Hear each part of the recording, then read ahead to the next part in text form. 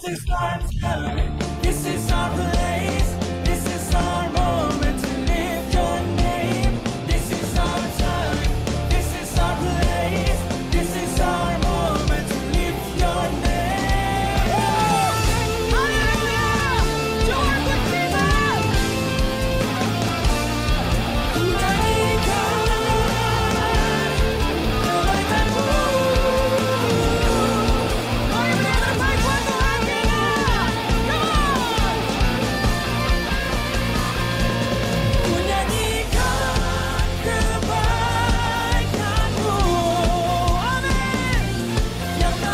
Shalom, selamat pagi Pastor Andi. Berkati kita semuanya.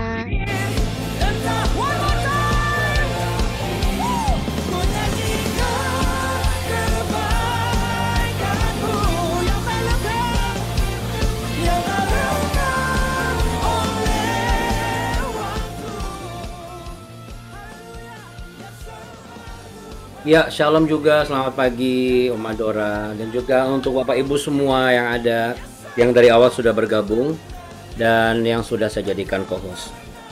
Baik Bapak Ibu, setelah kita bersemangat di pagi hari ditemani dengan musik karaoke video ya, saya percaya ini akan memberikan semangat buat Bapak Ibu semua. Nah, untuk itu Bapak Ibu sekalian terkasih, saya ingin segera mengajak Bapak Ibu untuk kita bisa mulai ya Bapak Ibu. Kita mulai dengan seperti biasa Bapak Ibu sekalian, kita mulai dengan doa Bapa kami. Mari sama-sama kita satu di dalam doa. Bapa kami dalam sorga, dikuduskanlah namamu, datanglah kerajaanmu, jadilah kehendak-mu di bumi seperti di sorga. Berikanlah kami pada hari ini makanan kami yang secukupnya, dan ampunilah kami akan kesalahan kami, seperti kami juga mengampuni orang yang bersalah kepada kami. Dan janganlah membawa kami ke dalam pencobaan, tetapi lepaskanlah kami daripada yang jahat. Karena Engkaulah yang punya kerajaan dan kuasa dan kemuliaan kekal sampai selama-lamanya. Terima kasih untuk pagi hari yang indah ini Tuhan. Sekalipun sebagian kawasan di tempat daerah kami sebelum kami mulai ini ada hujan yang begitu lebat, begitu deras. Hamba berdoa supaya setiap kawasan tempat kami tinggal, Tuhan boleh jaga, bantu lindungi, tutup bungkus dengan darah-Mu yang kudus. Kami percaya panglima malaikat surga-Mu akan berjaga-jaga sehingga tidak menimbulkan hal-hal yang bisa mencelakakan atau seperti banjir atau hal-hal yang lainnya ya Tuhan. Kami yakin dan percaya Tuhan bahwa perlindungan dari kuasa-Mu itu sempurna dan Engkau memperhitungkan setiap apa yang kami lakukan sesuai dengan kebenaran firman Tuhan sebagai petunjuk dan panduan kehidupan kami. Dan pagi hari ini kami bersekutu memuji menyembah Tuhan. Kami meninggikan nama-Mu dan kami belajar untuk mendapatkan pembelajaran dari apa yang kami pelajari pagi hari ini, dan itu bisa kami lakukan dalam kehidupan kami hari lepas hari. Engkau menguatkan kami kalau kami lemah. Engkau menyembuhkan kami kalau kami sakit. Engkau memberikan kami pengharapan sehingga kami tidak putus pengharapan. Engkau yang menyeka air mata kami dan Engkau letakkan, Kau tampung dan Kau simpan setiap air mata kami di dalam kirbat-Mu ya Bapa. Dalam nama Tuhan Yesus, dalam nama Bapa, Putra dan Roh Kudus, kami berdoa dan kami siap memuji menyembah Tuhan. Haleluya, amin. Amin. Puji nama Tuhan. Ya, Bapak Ibu, saya akan mulai share, dan untuk beberapa mungkin akan mulai saya mute supaya tidak ada crash soundnya. Oke.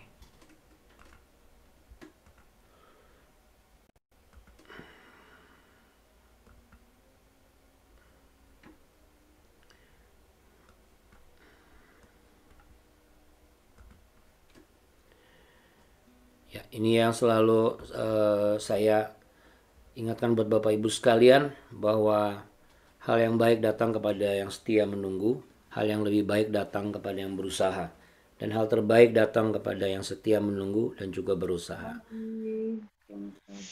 Hal yang diinginkan datang kepada yang berdoa dan berusaha dengan tetap setia menunggu. Dan saya percaya Bapak Ibu sekalian akan adalah orang-orang yang akan mendapatkan hal terbaik yang diinginkan, karena kita orang-orang yang tetap setia menunggu dalam segala aspek kehidupan, mengandalkan Tuhan.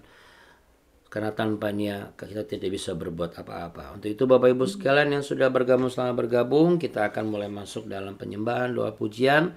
Dan seperti biasa untuk beberapa yang saya jadikan co-host, berkenan untuk bisa membantu yang baru masuk, barangkali belum sempat memute, nanti bisa bantu di mute supaya tidak ada suara yang bocor, sehingga tidak mengganggu frekuensi sinyal yang ada di sini juga. Baik, terima kasih Bapak Ibu. Mari kita persiapkan hati kita dan suara kita, pujian penyembahan kita sebelum kita baca kebenaran firman Tuhan.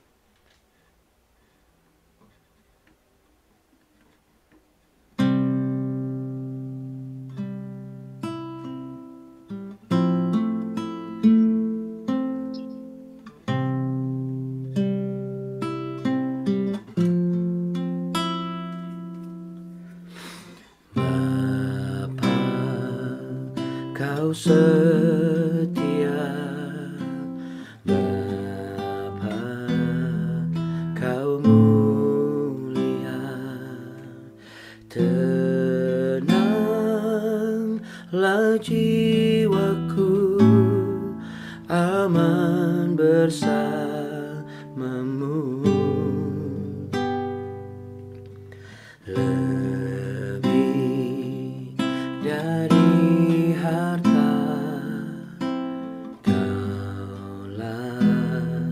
segalanya, tenanglah jiwaku dalam hadirat-Mu.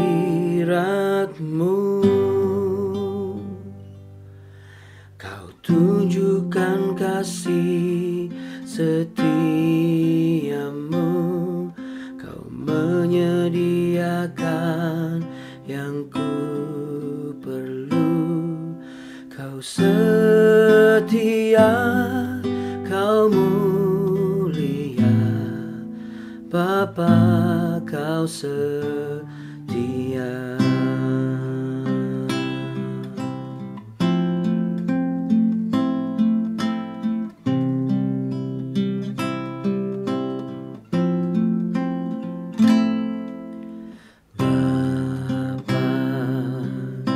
Kau setia, Bapa, Kau mulia, tenanglah jiwaku, aman bersamamu. Lebih dari harta, Kaulah segalanya, tenanglah jiwaku dalam hadirat-Mu.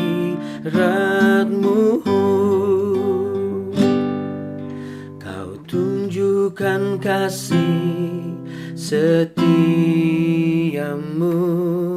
Kau menyediakan yang ku perlu. Kau setia, Kau mulia, dulu, sekarang, dan selamanya. Tunjukkan kasih setiamu, Kau menyediakan yang ku perlu. Kau setia, Kau mulia, Bapa, Kau setia.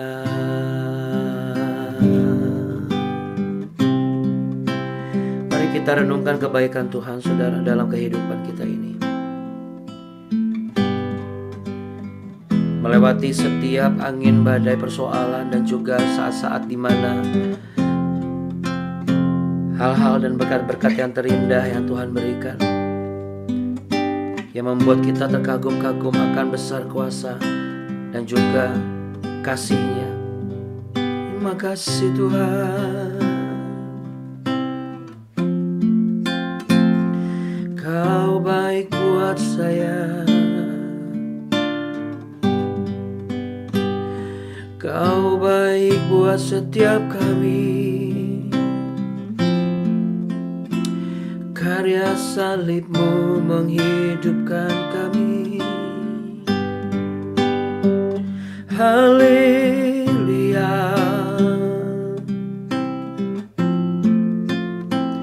haleluya.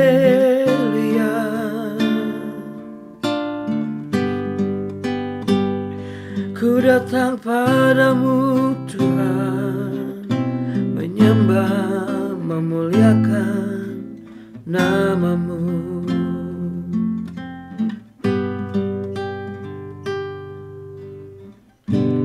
Banyak yang Kau perbuat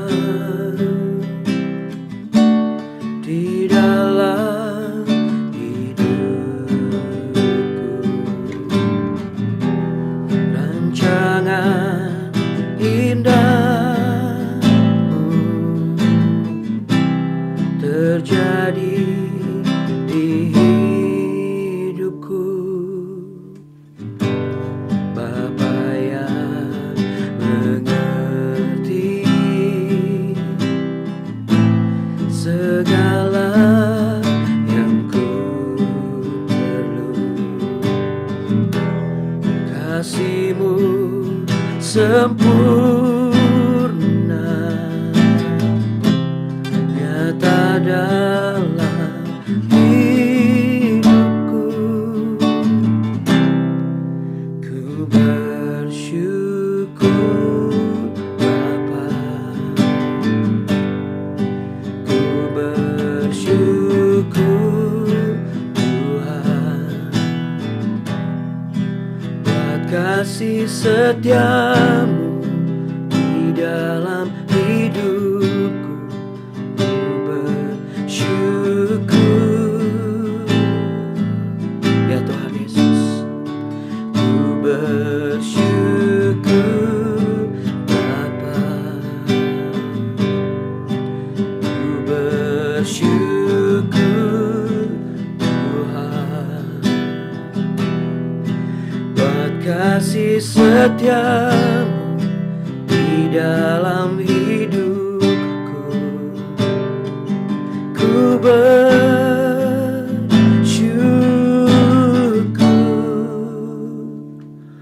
Tuhan.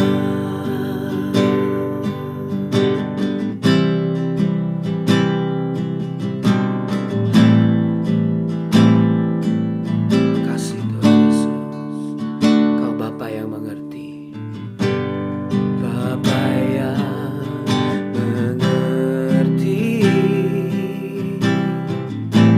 segala yang ku perlu. Kasih-Mu sempurna nyata dalam hidupku. Ku bersyukur Bapa, ku bersyukur Tuhan, buat kasih setia-Mu di dalam hidupku. Ku bersyukur,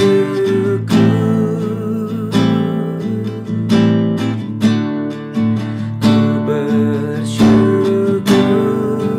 Bapa, ku bersyukur Tuhan,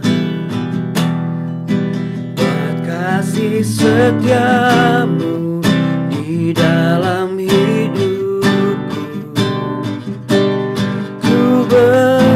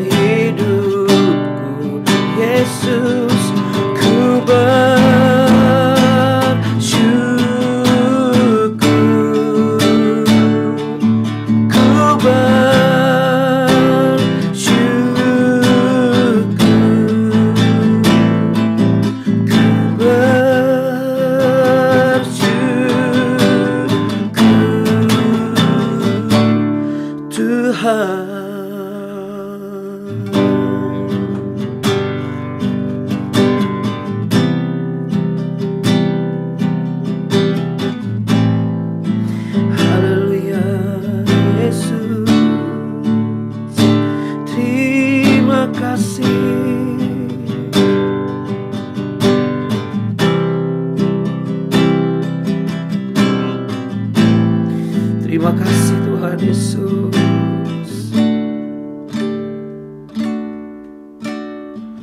Siapakah kami Tuhan,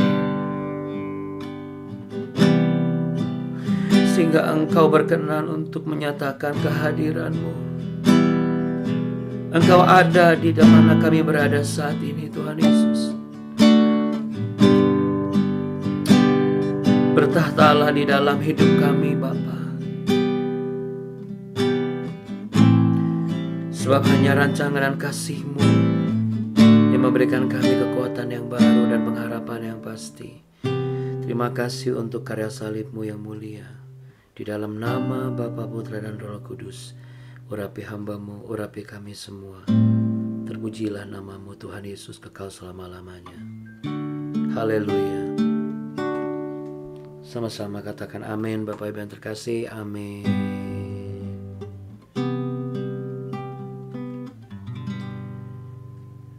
Puji nama Tuhan. Bapak Ibu sekalian, kita beri tepuk tangan untuk hadirat Tuhan yang begitu luar biasa. Saya percaya Anda semua merasakan bagaimana kuasanya dinyatakan ya. Kalau kita makin sering nyembah Tuhan, kita makin sering ketemu sama suasana hadirat Tuhan, nanti kita akan mudah untuk berkomunikasi dengan Tuhan. Kita memiliki satu eksklusivitas yang berbeda dibandingkan dengan yang lainnya ya, karena lebih dari sekedar keintiman, lebih dari sekedar kerajinan ibadah, tetapi seperti sebuah akses, seperti yang saya bilang itu, seperti ada satu pintu belakang gitu ya, untuk kita bisa masuk di sana. Contohnya seperti misalnya ketika Bapak dan Ibu, termasuk juga saya, yang dibutuhkan di sebuah acara atau misalnya dibutuhkan di sebuah meeting, lalu kemudian peranan kita begitu penting sehingga ketika orang-orang sudah pada datang, kita tidak akan dipermalukan. Kita bukan melewati mereka, tapi kita dibuat akses jalan itu dibikin ke belakang. Kayak saya misalnya kalau ada acara, mereka selalu berupaya, para panitia itu, untuk mencari akses di belakang yang khusus jalurnya, supaya baik MC maupun pengisi acara ataupun hamba Tuhan, ya baik acara rohani ataupun acara sekuler, itu aksesnya nggak lewatin orang-orang yang sudah pada datang, tapi lewat belakang gitu ya Bapak Ibu. Selain supaya rapi ya, tetapi juga bisa lihat, kayaknya enak dilihatnya gitu ya. Dan orang lain tidak ada yang bisa masuk ke situ. Dan itu hanya bisa diberikan oleh yang punya izin, yaitu pihak tempat yang disewa, ya entah itu aulanya atau hotelnya ya. Demikian juga saudara dan saya, ketika kita setiap pagi, setiap hari, setiap malam kita memiliki meeting point yang khusus sama Tuhan. Bukan sisa dari waktu kita, tetapi memang itu udah jadi plot di dalam struktur kehidupan kita Bapak Ibu. Saya sudah hitung-hitung kok Bapak Ibu. Efektivitas kita untuk ngobrol, untuk bicara, mendengar firman Tuhan, bahkan di ibadah raya pun 30 menit, 20 menit, bahkan 15 menit, bahkan 10 menit pun bisa. Kalau saya melayani di Persekutuan Doa Kantor, saya melayani di sebuah kantor yang hanya dikasih waktu istirahat itu cuma 40 menit Bapak Ibu. Anda bisa bayangkan, 40 menit itu dibagi untuk pujian, penyembahan, firman Tuhan, dan langsung ada kolekte, langsung doa berkat. Jadi praktis firman Tuhan itu saya dikasih maksimal banget itu 15 menit. Tapi mereka wanti-wanti, Pak Pendeta 10 menit ya. Nah, tapi puji Tuhan Bapak Ibu, ya saya termasuk ya, kalau pas Abun juga di sini, Abun juga suka diundang. Kami termasuk orang yang sering kali dalam setahun bisa 4-5 kali diundang ke sana, ke daerah Cibinong. Karena menurut mereka adalah aman kalau sama Pak Pendeta oatmeal itu aman. Jadi maksudnya mereka tidak termakan, dan istri saya selalu ingatkan terus, ingat ya Pak Abuna, ingat kalau misalnya berapa durasinya dan segala macam ya. Makanya saya percaya Bapak Ibu, kalau kita semua bisa Semua itu terlatih ya, semua itu terlatih terus terang saja. Dulu saya nggak seperti itu. Nah makanya saya percaya untuk hal seperti itu aja saya bisa merasa terlatih. Berarti kalau kita terlatih untuk menyediakan waktu dan juga meletakkan sebuah skema di dalam program kehidupan kita, kenapa enggak gitu? Kita aja bisa memasukkan program main golf, program mancing sama teman-teman, kemudian program arisan. Kenapa kita nggak sediakan waktu buat Tuhan kan gitu kan? Jadi persoalannya kita mau nggak gitu kan, sebenarnya itu. Jadi saya bersyukur Bapak Ibu sekalian terkasih, kita siap-siap langsung sudah siap untuk melanjutkan ya. Tapi saya mau mengajak Bapak Ibu membaca dari ayat yang ke-14. Yosua pasal 9 ayat yang ke-14 sampai ayat yang ke-27. Lalu orang-orang Israel mengambil bekal orang-orang itu, kita mulai dari ayat 14 ya sampai 27. Tetapi tidak meminta keputusan Tuhan. Itu di garis bawahi. Maka Yosua mengadakan persahabatan dengan mereka dan mengikat perjanjian dengan mereka bahwa ia akan membiarkan mereka hidup, dan para pemimpin umat itu bersumpah kepada mereka. Tetapi setelah lewat 3 hari, sesudah orang Israel mengikat perjanjian dengan orang-orang itu, terdengarlah oleh mereka bahwa orang-orang itu tinggal dekat mereka, bahkan diam di tengah-tengah mereka. Sebab orang Israel berangkat pergi, dan pada hari ketiga sampai ke kota-kota orang-orang itu. Adapun kota-kota itu ialah Gibeon, Kefira, Beerot, dan Kiryat Yearim. Orang Israel tidak menewaskan, sebab para pemimpin umat telah bersumpah kepada mereka demi Tuhan Allah Israel. Lalu bersungut-sungutlah segenap umat kepada para pemimpin.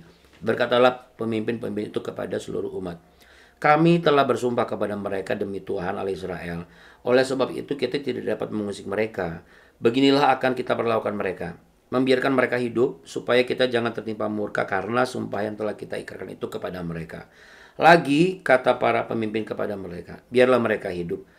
Maka mereka pun dijadikan tukang belah kayu dan tukang timba air untuk segenap umat, seperti yang ditetapkan oleh para pemimpin mengenai mereka. Lalu Yosua memanggil mereka dan berkata kepada mereka demikian, mengapa kamu menipu kami dengan berkata kami ini tinggal sangat jauh daripada kamu, padahal kamu diam di tengah-tengah kami? Oleh sebab itu terkutuklah kamu, dan tak putus-putusnya kamu menjadi hamba, tukang belah kayu dan tukang timba air untuk rumah Allahku. Jawab mereka kepada Yosua, katanya, sebab telah dikabarkan dengan sungguh-sungguh kepada hamba-hambamu ini, bahwa Tuhan Allahmu memerintahkan kepada Musa hambanya, memberikan seluruh negeri itu kepadamu, dan memunahkan seluruh penduduk negeri itu dari depan kamu. Maka sangatlah kami takut kehilangan nyawa menghadapi kamu. Itulah sebabnya kami melakukan yang demikian. Maka sekarang kami ini dalam tanganmu. Perlakukanlah kami seperti yang kau pandang baik dan benar untuk dilakukan kepada kami. Demikianlah dilakukannya kepada mereka. Dilepaskannya lah mereka dari tangan orang-orang Israel, sehingga mereka tidak dibunuh. Dan pada waktu itu Yosua menjadikan mereka tukang belah kayu dan tukang timba air untuk umat itu dan untuk mezbah Tuhan sampai sekarang di tempat yang akan dipilihnya. Ya, sebelumnya kita sudah baca bagaimana si orang-orang Gibeon ini, mereka pura-pura pakai baju jelek lah ya, pakai kantong anggur yang rusak dan lain sebagainya. Ya, seperti yang saya kirim tadi, bahwa kita itu sering tertipu oleh sesuatu hal ya. Kemarin maksud saya kita bahas bahwa penampilan seseorang, tersentuh hatinya dan lain sebagainya. Kemarin catatan kita adalah jangan mudah tertipu oleh perubahan seseorang, atau ketika kita baru mendengar sesuatu yang dalam tanda kutip kata Tuhan, padahal belum tentu yang ngomong itu juga dekat sama Tuhan. Jangan-jangan dekat sama hantu, karena hantu pun juga nggak alergi ngomong tentang kata Tuhan ya Bapak Ibu. Artinya apa? Ya kalau dikonversi dengan ke zaman sekarang, ya teori-teori ataupun misalnya jalur-jalur yang seakan-akan ini nggak boleh, oh itu nggak boleh, dan ini, oh ini sesat, segala macam. Karena biasanya sesuatu yang mudah sekali ngomong, oh ini sesat, itu apa? Menurut saya ya, biasanya itu ngukur dari badannya sendiri. Ya, biasanya ngukur dari badannya sendiri. Tapi kalau misalnya, oh kita pelajari aja, nggak apa-apa, kita lihat, nanti kita cari kebenarannya, itu nggak apa-apa. Tapi belum apa-apa langsung, oh ini sesat, oh ini nggak benar, oh ini dia miskin, oh ini dia gagal, oh ini dia kan begini. Padahal kita hanya bisa mendengar dan hanya melihat, dan belum tentu yang kita lihat itu benar apa adanya.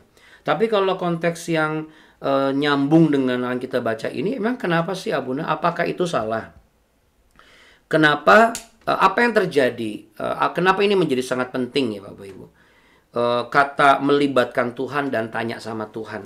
Di ayat yang ke-14 dan ke-15 ya.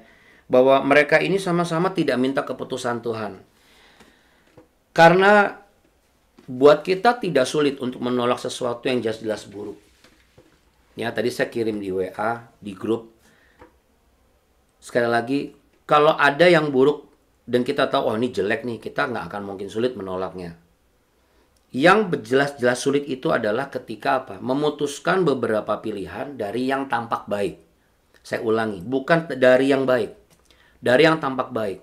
Karena belum tentu yang kita pandang baik ini benar-benar baik. Biasanya tampaknya saja baik. Kita harus pastikan dulu, kita harus uji dulu.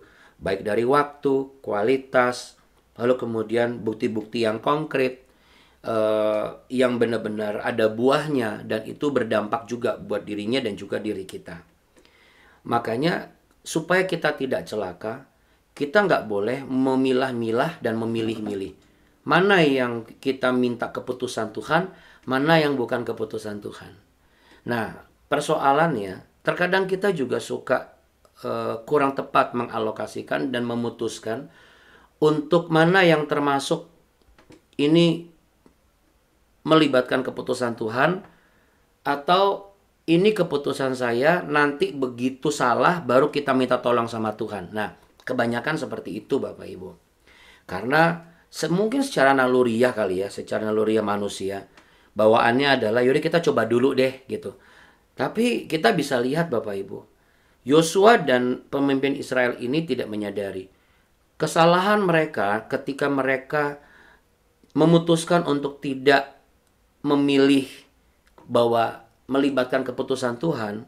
Karena mereka pikir dengan mata mereka, mereka sudah cukup bisa menilai, oh ini memang benar orang-orangnya jauh. Mereka percaya bahwa oh iya ini remah-remah dan lain sebagainya. Jadi kita merasa kita bisa menilai itu.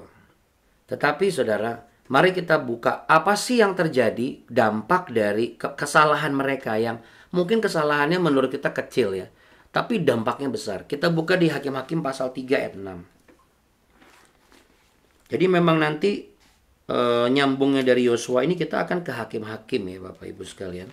Dan di Hakim-Hakim ini ada banyak sekali hal yang bisa kita pelajari. Hakim-Hakim pasal 3 ya. Perikopnya di situ adalah bangsa-bangsa asli yang dibiarkan tinggal di Kanaan. Baru saja kita baca bahwa yaudah biarkan mereka hidup. Kata biarkan di situ, yaudahlah biarin aja. Biarkan saja. Kalau kita ngomong biarkan saja kepada orang kita kenal, suami, istri, anak, wajar. Karena apa? Kita bangunnya sama-sama.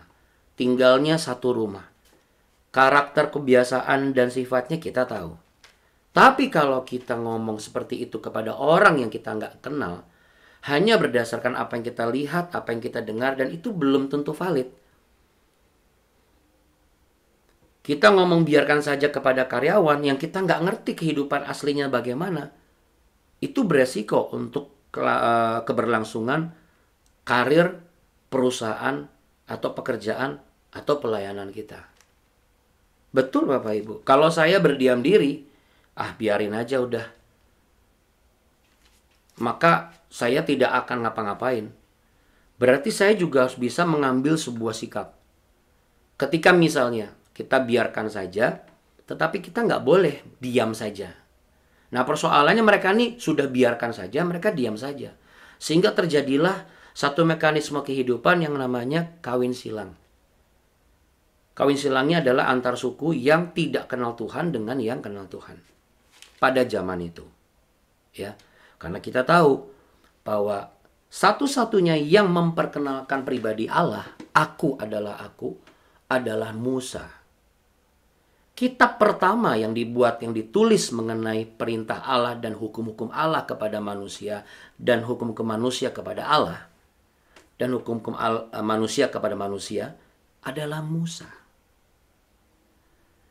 Dan yang pertama kali menulis sebuah kitab dengan 5 kitab pertama, Kejadian, Keluaran, lalu Bilangan, lalu Ulangan, Imamat, itu semua adalah Musa, diteruskan oleh Yosua dan pemimpin-pemimpin selanjutnya. Ayat yang ke-6 kita baca Bapak Ibu. Ayat yang ke-6. Mereka mengambil anak-anak perempuan, orang-orang itu menjadi istri mereka, dan memberikan anak-anak perempuan mereka kepada anak-anak lelaki orang-orang itu, serta beribadah kepada Allah orang-orang itu. Ini yang menjadi persoalan. Lucunya, seharusnya kan kalau yang misalnya belum bertumbuh ketemu sama yang bertumbuh, nggak bisa yang bertumbuh ini kalah sama yang belum bertumbuh. Hanya karena gennya dia laki-laki. Oh, perempuan harus ikut sama laki-laki. Lah orangnya aja nggak bertumbuh. Yang satunya aja nggak pernah ikut ke gereja. Harusnya yang perempuan bisa membawa laki-laki itu bawa ke dalam pertumbuhannya. Tetapi memang ternyata dari dulu sudah seperti ini. Jadi kita balik lagi ke Yosua pasal yang ke-9 tadi ya Bapak Ibu. Jadi inilah yang akibatnya Bapak Ibu sekalian. Mereka sulit memutuskan apakah ini tampak baik atau enggak. Karena mereka tidak melibatkan Tuhan. Karena menurut mereka ini bisa mereka putuskan gitu. Celakanya jika kita sudah merasa cukup benar, kita merasa tidak perlu melibatkan Tuhan. Kenapa saya katakan demikian? Karena mereka baru aja menang. Apalagi kalau misalnya saya proyeksikan kepada kehidupan kita Bapak Ibu. Coba renungkan. Bapak Ibu baru saja diberkati. Baru saja mengalami mujizat. Ya. Tapi rata-rata Bapak Ibu, ketika orang itu diberkati dan mengalami mujizat, mereka sudah merasa cukup benar. Begitu merasa cukup benar, mereka sudah mulai tidak melibatkan keputusan Tuhan. Tolong bedakan antara melibatkan Tuhan dalam mengambil keputusan dengan melibatkan keputusan Tuhan. Kalau melibatkan keputusan Tuhan, berarti itu 100% cuma keputusan Tuhan. Nggak ada campur sama keputusannya kita. Tapi kalau melibatkan Tuhan dalam kita mengambil sebuah keputusan, kita juga ngasih proposal sama Tuhan. Tapi kita masih memberikan ruang bahwa ya udah Tuhan maunya gimana. Ya. Di Yosua pasal yang ke-9 ini menurut saya adalah sebuah ketegasan, prinsip yang begitu tegas Bapak Ibu.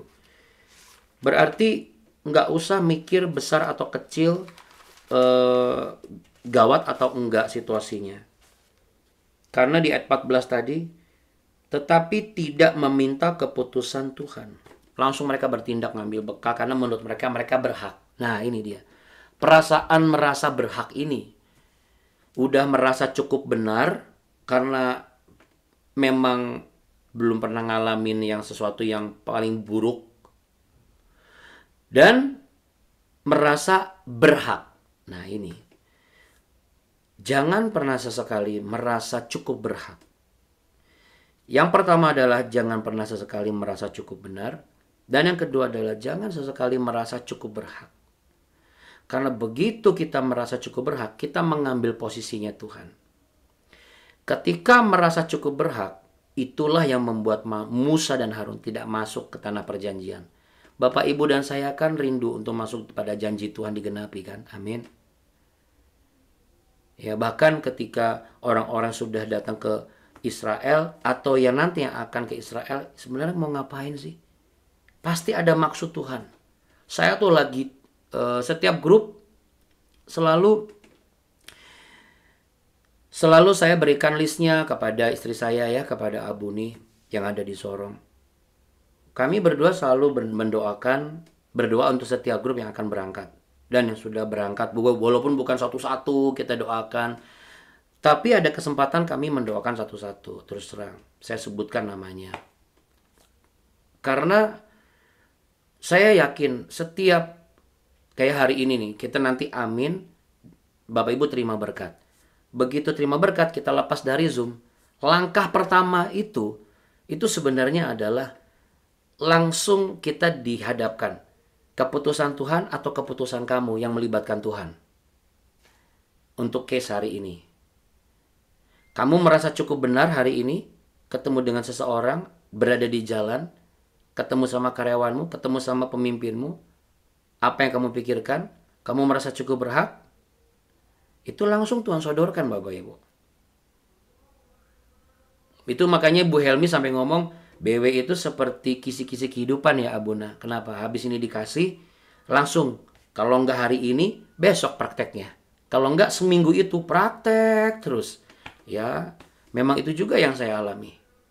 Makanya, kecuali perbedaan waktu, saya tetap usahakan BW itu tetap ada. Mari sama-sama kita letakkan tangan di dada Bapak Ibu. Dua catatan penting untuk kehidupan Bapak Ibu dan saya. Ternyata keputusan kita yang mungkin kita anggap biasa saja, lalu kita mencoba bijaksana untuk mengatasi keputusan itu. Kalau kita tidak hati-hati, itu bisa berdampak besar, bahkan sampai keturunan-keturunan kita kemudian. Tentu kita nggak mau mengalami apa yang dialami oleh orang-orang pilihan Allah, yaitu bangsa yang dipilih oleh Allah sendiri.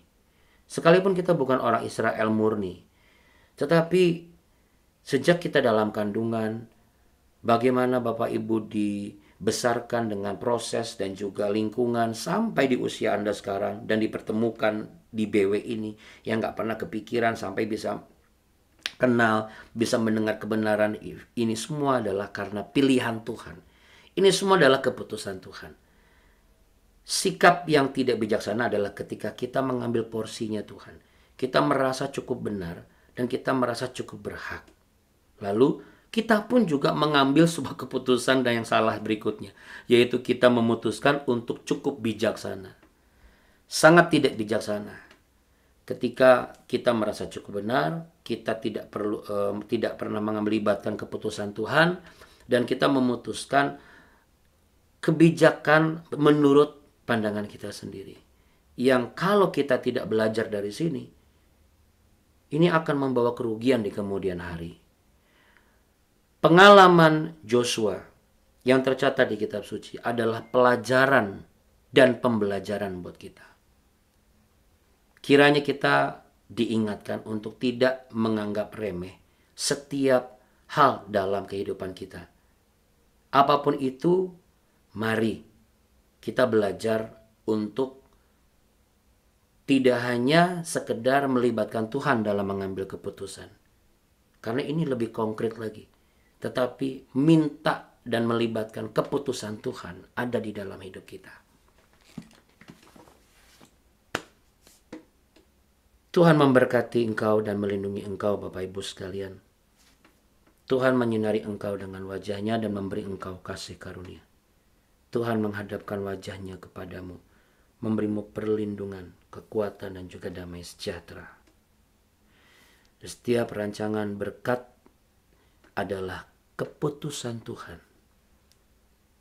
Kalau itu kita terima, berarti kita pun juga harus mau menjalani hal-hal yang kita anggap kurang baik, tampak tidak baik, karena menurut kita itu bukan rencana Tuhan dan ini bukan berkat Tuhan. Apapun keadaanmu, sekalipun engkau mampu, jangan lupa. Ini bukan tentang melibatkan Tuhan lagi dalam mengambil keputusan, tetapi tentang keputusan Tuhan ada di dalam hidup kita. Di dalam nama Tuhan Yesus, di dalam nama Bapa, Putra, dan Roh Kudus, kami semua bersyukur untuk pembelajaran hari ini. Sama-sama katakan amin Bapak Ibu sekalian. Amin. Puji Tuhan. Ya. Katakan terima kasih Tuhan Yesus. Terima kasih Tuhan Yesus. Jangan lupa Bapak Ibu, kita harus semangat selalu, oke? Jangan kasih kendor. Coba bilang, jangan kasih kendor. Ya, karena Allah kita Allah yang baik, sangat baik, teramat baik, selalu baik. Yesus Kristus namanya. Tos dulu, semangat buat hari ini. Sampai jumpa besok pagi. Oke, jangan lupa kalau Anda sudah link masuk jam 4 pagi, Anda bisa berkaraoke ria sambil nyanyi-nyanyi, sambil siap-siap semuanya ya. Hari ini ada beberapa yang sudah masuk duluan juga, ada Bu Demi kalau tidak salah duluan, Horas Majojua buat Bu Demi juga buat semua.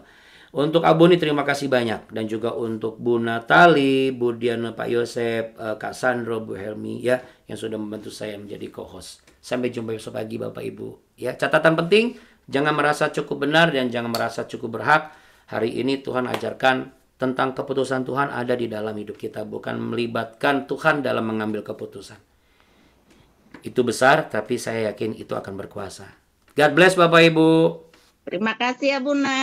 Sama-sama Bapak Ibu. Selamat Salam pagi. buat Bu Leon, Bu Risma. Iya, Iya. makasih ya Buna. Ya, Kemarin salam nggak juga buat ikut. Bapak Ibu semua. Tuhan berkati ya, buat Mama Stu Iya, juga Tuhan benar. berkati. Tuhan Sehat berkati. selalu Bu Marta, Terima salam buat kasih. Pak Ricardo dan semuanya ya, Bu Biho, semuanya Bapak Ibu sekalian. Tuhan berkati sekalian. Oke, Bapak Ibu. Saya izin sign out. Jangan lupa untuk baca terus Mazmur 4 setiap malam dan Amsal di tanggal hari ini itu tanggal 15 dan Mazmur 5 di pagi hari. Tambahannya adalah Ulangan pasal 28 berkat dan kutuk. Tuhan berkati. God bless Bapak Ibu sekalian. Jangan kasih kendor.